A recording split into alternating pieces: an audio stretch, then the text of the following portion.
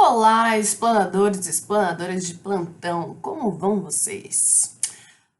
Semana passada eu passei por aqui para contar umas histórias engraçadas, né? Assim, a gente ri pra não chorar, porque essas ciladas que me safei foram, assim, as básicas de algumas situações. E também quero trazer de outras amigas e outras pessoas, enfim. Mas eu fiquei pensando que o intuito do Pode Explanar, ele não é só de a gente, né, ficar contando piada, é pra gente falar um pouco também sobre todas essas situações também que a gente passa em relacionamentos que são abusivas também.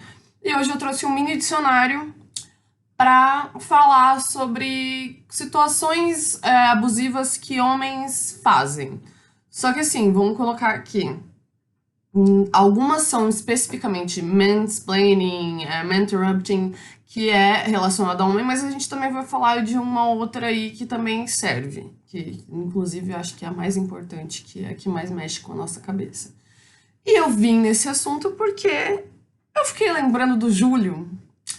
Eu recebi uma mensagem esses dias, pra você ver como é que uma pessoa, depois de se relacionar com uma pessoa abusiva, ela também fica um tanto quanto traumatizada. Esses dias um fake veio conversar comigo, me adicionou, e na hora que esse fake veio, já veio com a primeira letra do nome da pessoa, assim, eu falei, ai meu Deus, só pode, Jesus Cristo, não quero ver nunca mais na minha frente Júlio Cocoricó. Júlio Cocoricó me dá dor de cabeça. Tipo assim, eu não quero ver aqui nem no inferno, nem pintado de ouro, nem se pedir de joelho, entendeu? E daí eu fiquei pensando o quanto que isso continua assombrando a nossa vida depois de um tempo.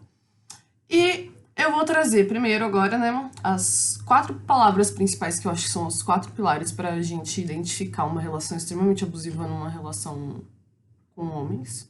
Porque eu não posso falar uma relação hétero, até porque a gente tava falando disso, porque quando uma mulher bissexual se relaciona com um homem hétero, não é uma relação heterossexual, entendeu? Mas eu vou trazer isso num outro momento, que a gente tava discutindo isso bastante, e esse mês é da visibilidade bissexual, então vamos lembrar da gente. A gente não tá esquecido ali, a gente tá ali, né? Mas vamos lá. Começando, queridos. Vamos começar com a palavra interrupting. Eu vou colocar ela escritinha aqui para vocês analisarem a conjunção dela. Interrupting, ela significa um homem interrompendo uma mulher. Que a gente já tá mais do que acostumado, né, gente? A gente tá mais acostumado a ser interrompido do que alguém falar alguma coisa para acrescentar ou para melhorar o que a gente falou, né? Então, basicamente, um homem que o tempo todo. Eu vou dar o exemplo de Júlio. Toda vez que tínhamos uma discussão, a gente sentava pra conversar, porque eu achava que tudo é conversável, né, gente? Tudo é conversável. E daí sentava pra conversar, e daí eu sentava e começava a falar, ele virava e falava assim, você não deixa eu falar, e me cortava. E daí eu falava, não, fala. E daí ele começava a falar. E tem uma pesquisa que diz que a partir de 10 minutos de conversa entre um casal, entre pessoas, deixa de ser uma conversa pra se acertar. Ele começa a procurar indícios pra briga. Então, assim, a gente já tava ali no momento, tipo, ai, let's fight. E ele sempre falava que eu não deixava ele falar, só que eu sempre escutava muito mais a voz dele do que a minha. E toda vez que eu tentava falar alguma coisa, sempre vinha acompanhado de uma desculpa. Eu sempre me desculpava. Então, assim, são interrupções, assim, ao tempo todo. Você não consegue formular uma frase, a conversa perde o sentido, a conversa vai para outro lugar. Então, assim, uma interrupting é quando o homem ele não para de interromper uma mulher para quebrar a linha de raciocínio dela e também para ela não se apegar num pensamento que ela sabe que ela provavelmente ela tá certa, né, gente? A gente tá basicamente quase certo o tempo todo. Tô puxando sardinha pro lado feminista, assim, gente, me deixa. Agora, vamos falar sobre o mansplaining, que é uma outra parada, assim, que é quando o cara ele começa a explicar pra mulher como se ela fosse incapaz de entender. E muitas das vezes ele está falando sobre coisas que são do aspecto feminino, do espectro feminino, assim. Por exemplo, já aconteceu de um cara ir pra uma amiga e virar e falar assim que a menstruação dela estava errada, que ela deveria procurar um médico, que o ciclo certo de uma mulher é X, e nananã, e nananã. E, gente, vamos lá, o cara ele não é ginecologista. Ele nunca teve nenhuma formação em medicina. e nem nada pra poder palpitar. Nem farmácia ele fez. Então, assim, o menino nem farmácia fez. Então, o que ele tá palpitando na menstruação de uma guria que nem conhece? E daí a menina tentava falar pra ele, falar, pô, não tem nada a ver uma coisa com a outra. O ciclo feminino, ele varia. Existem diversos fatores que fazem uma menstruação ser X. Gente, vou falar menstruação assim, porque vamos parar de estigmatizar essa palavra. Porque, né? É normal, gente. A gente tem um ciclo pra gerar filhos. Não que eu queira. Mas temos. Estamos habilitadas. Então a gente tem que fazer essa limpezinha e o corpo faz sozinho, né, gente? E o cara simplesmente começou a falar um monte de coisa pra ela no meio de uma festa onde tinha um monte de mulher e todas as mulheres começaram a olhar pra ele e ficar tipo assim, Jesus Cristo, cala a boca. E vamos para a terceira palavra, que é o broacting, que é uma coisa que a gente tá super acostumada, não só em relacionamentos, mas aconteceu comigo e com o Júlio, porque o Júlio literalmente roubou minha personalidade, falou que ele era designer, que ele fazia tudo, que ele era formado nos caralho a quatro, que ele trabalhava com marketing, sendo que eu faço isso desde 2011. Desde 2011, gente, já tenho uma estradinha bem boa. E são 11 anos trabalhando com o negócio pro cara vir falar e roubar meus projetos. E pra melhorar, ele ainda roubou meu dinheiro. Mas o broacting é justamente o caso quando um cara, dentro de uma empresa, por exemplo, ele simplesmente escuta a ideia da mulher e fala como se fosse a dele. Tipo, ai, mas eu pensei em tal coisa. Por exemplo, tá discutindo num grupo de pessoas, uma pessoa comenta, por isso que hoje em dia eu falo, né, caladinha vence. Tá no meio de um grupo de pessoas, comenta e essa pessoa utiliza da sua ideia pra se apropriar e falar que é dela. E com certeza, num sistema super patriarcal, a gente sabe que vai acontecer de acreditarem no macho. Mas querido, lindo, neném, né? E agora, o último, mas eu acho que... eu acredito que seja o mais importante, porque isso acontece com todo mundo.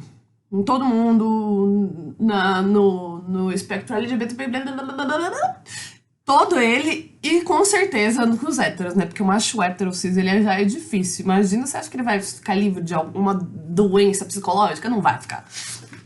Mentira, gente, eu tô fazendo uma piada, mas assim, 80% dos machos héteros, cis, enfim. Tem os esquerdomachos ali que eles estão tentando, né? Mas eu também não tô defendendo. Que é o tal do gaslighting.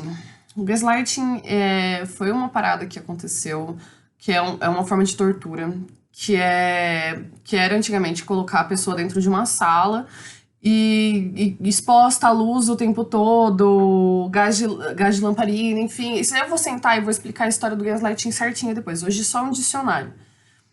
O gaslighting é você pegar e manipular as informações. Por exemplo, quando eu conversava com o Júlio e ele fazia muito esse me interrupting, de me interromper o tempo todo, eu já começava a perceber que eu perdia, porque era a palavra dele e de repente a minha.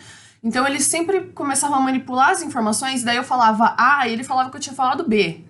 Pior, né? Não era nem B, era Z. Tipo, era uma coisa totalmente oposta. E chegou um momento que eu olhava e falava assim, gente, eu tô maluca, então eu sou maluca. Essa pessoa desse relacionamento precisa de tratamento. E eu juro, gente, eu tive um momento na minha vida que eu falava assim, gente, eu não bato bem na cabeça, eu realmente tô precisando de tratamento, ou sei lá, né? Não... É importante falar disso, porque também estamos em Setembro Amarelo. E isso me deu uma depressão muito ferrada, assim. E até hoje, né, acho que vocês perceberam que existe um pequeno trauma, acontece de eu ver as situações, por exemplo, alguém tentar distorcer uma palavra que eu falo, alguma coisa que eu falo, e eu já começar a ficar arrepiada. Então, pra mim é mais difícil eu me relacionar hoje em dia por causa disso. E nesse gaslighting, o que acontecia? Como é que eu descobri que eu não era maluca? Eu vou contar essa parte que é muito boa. Eu tava em casa, na verdade não, eu tinha saído de casa, eu já tinha terminado essa relação. Voltei com uma amiga minha. Fui pra casa de uma amiga minha, a gente foi beber uma cerveja e falou assim, não, vamos voltar pro meu apartamento, porque eu não tava me sentindo segura sozinha. E fui pra casa. Só que o problema é que essa pessoa maravilhosa, Júlio, Cocoricó, tinha a chave da minha casa. E um dia, nesse belo dia, a gente chegou lá e a gente tentou abrir a porta do meu apartamento e não entrava, era chave tetra. E chave tetra, quando tem uma chave por dentro, gente, é porque tem gente. Então daí tinha a chave tetra por dentro, aí eu fiquei apertando a campainha, falei, amiga, ele tá aí, ele tá aí. Ela falou, não, não tá, né, já tava surtando. No final das contas, ele tava dentro da minha casa já, de cueca, esperando, bateu com a porta na cara da minha amiga, a gente fez um escândalo, falou que ele não morava mais lá, que ele tinha que ir embora, não sei o que, não sei o que lá. E eu pedi pra minha amiga ficar no quarto do lado, enquanto eu conversava com ele no nosso quarto, né, que era o quarto de casal. que era o nosso quarto. E essa, que ele já nem devia estar lá. Isso foi invasão de domicílio, hein? Vamos chegar nesse assunto. E daí ele começou a falar que eu tinha falado pra minha amiga que eu ia embora em 10 minutos. Eu não tinha falado isso. Eu falei, mano, eu não falei isso. Ele falou, você acabou de falar pra essa pessoa que você tá indo embora. Que você vai embora junto com ela e tal. Aí eu virei e falei assim, mano, eu não falei nada. Daí ele catou e virou, gritou minha amiga. Falou, ela tá indo embora? Ela não falou pra você que tá indo embora com você daqui 10 minutos? Daí ela virou e falou assim, ó, Júlia, você tá maluco. Ela não falou nada. Você tá tirando onda. E daí, nesse momento que eu falei, gente, eu não tô sozinha, é a primeira vez. E basicamente, gente, foi assim que eu descobri o começo desse dicionário, que eu comecei pelo pior que é o gaslight. Mas enfim, já passou. Fica esse mini dicionário. Eu ia passar algumas. Como você descobrir o que é um relacionamento abusivo, mas eu acho que eu vou dar esses 15 sinais de relacionamento abusivo numa próxima. Então é isso, gente. Muito obrigada. Agradeço pela presença de vocês e um beijo no coração.